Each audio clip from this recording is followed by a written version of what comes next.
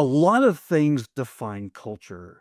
One of the things you and I were talking earlier, and one of the things that you mentioned was that this idea of not having within the company a fear of failure or I'm going to be in trouble for making a decision. You want people to be empowered. You want the psychological safety for people to be able to say, I'm going to make the right call on the spot. And you had an interesting story about that I'd love to hear. Yeah, our role as leaders is to create that environment where people do feel safe and empowered to make decisions based off our values and what is right for our customers and our stakeholders, and also what's right for our clients. A lot of times, especially people not in a leadership role, are scared to make those decisions and they have to go back and ask for permission. I recall a situation where we had a recruiter working with one of our key customers, and we spend a lot of time earning the trust of the clients and this customer, and they gave us a very critical role. It was a direct hire role, and unfortunately the person didn't work out shortly after we placed them. And that's certainly not the experience that we want to give either to our candidates and or our customer. And that recruiter had two choices in that moment. One, they could have said, you know what, sorry, that's part of the business, it's not in our contract to replace this person, and walk away. Or do the right thing based on our values and based on who we are and what's right for the customer.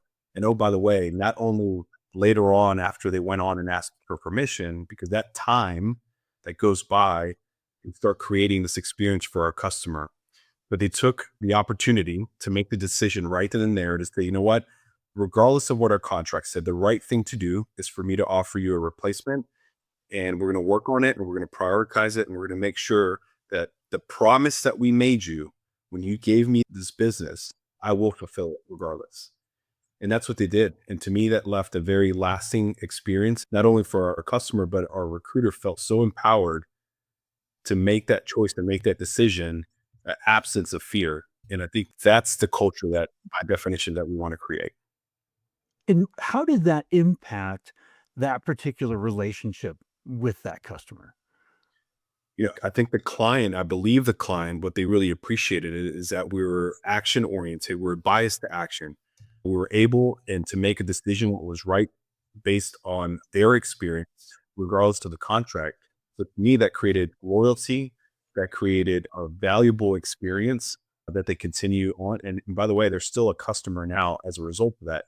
And oftentimes it's not about all the great experiences that we have while we create sometimes it's going through hard stuff together that creates more of that stickiness. And did that send a message internally too? Because I'm sure that was a story that was then retold and people found out about internally.